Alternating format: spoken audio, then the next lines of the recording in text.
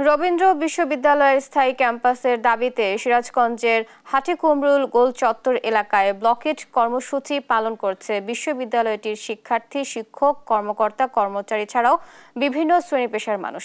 এতে বন্ধ রয়েছে যান চলাচল। এ নিয়ে আরও জানাতে সেখান থেকে সরাসরি যুক্ত হচ্ছেন সহকর্মী শুভ কুমার ঘোষ। শুভ, আন্দোলনকারীদের দাবিগুলো কি কি এ বিষয়ে আমাদের বিস্তারিত জানাবেন।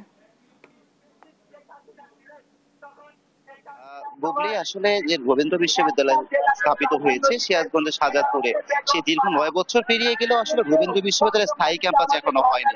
ঠিক সেই স্থায়ী ক্যাম্পাসের দাবিতে বিভিন্ন কর্মসূচি দিয়ে আসছে রবীন্দ্র বিশ্ববিদ্যালয়ের শিক্ষার্থীরা। এরই প্রেক্ষাপটে কিন্তু আজকে তারা ঠিক যে আপনার উত্তরবঙ্গের সঙ্গে যে আসলে ঢাকার মহাসড়ক আছে, ঢাকা উত্তরবঙ্গ মহাসড়কের উত্তরবঙ্গের যে প্রবেশদ্বার হাটিকুমরুল, এই হাটিকুমরুল গোলচত্বর এলাকায় কিন্তু মানে যমুনা সেতু থেকে যে হাটিকুমরুল রাস্তা আছে, সেই হাটিকুমরুল পাশে কিন্তু তারা মহাসড়ক অবরোধ করেছে, যার ফলে কিন্তু আজকে এই মুহূর্তে আসলে ঢাকার সঙ্গে উত্তরবঙ্গের পুরো যোগাযোগটাই বিচ্ছিন্ন হয়ে গিয়েছে। বন্ধ রয়েছে যান চলাচল।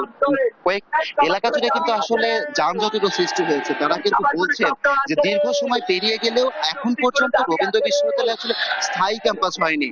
কয়েকবার ডিপিপি পরিবর্তন করা হয়েছে, কিন্তু বারবারই কিন্তু এটা আটকে আছে। এখন পর্যন্ত তাদের যে দাবি, সেই দাবির প্রেক্ষিতে রবীন্দ্র বিশ্ববিদ্যালয়ের স্থায়ী ক্যাম্পাস নির্মিত হয়নি। তাদের সঙ্গে কিন্তু সম্মতি জানিয়েছেন বিভিন্ন শ্রেণী পেশার মানুষ, শিক্ষক, কর্মকর্তা, কর্মচারীরা। আমরা একটু কথা বলবো স্টুডেন্টদের সঙ্গে। এই মুহূর্তে আসলে আমাদের এখন একটাই দাবি, সেটা হচ্ছে আমাদের স্থায়ী ক্যাম্পাস। সরকারকে যথেষ্ট সময় দেওয়া হয়েছিল, আলটিমেটাম দেওয়া হয়েছিল 48 ঘন্টার, কিন্তু তারা একটা ফুটও আমাদের বিষয়টা বিবেচনা করেনি। তারা প্রতিনিয়ত বিবেকহীনতার পরিচয় দিয়ে যাচ্ছে, যার কারণে আজকে আমাদের এই কঠোর পদক্ষেপ নিতে হয়েছে এবং আমরা আমাদের স্থায়ী ক্যাম্পাসের অধিকার আদায় করে যাব। ধন্যবাদ আপনাকে। উনি যেমনটা বলছিলেন, আসলে এরপরে কিন্তু স্টুডেন্টরা জানিয়েছেন যে তাদের কিন্তু এরপরে আরো বড় কর্মসূচি রয়েছে। এরপরে আপনাদের আসলে কর্মসূচি রয়েছে।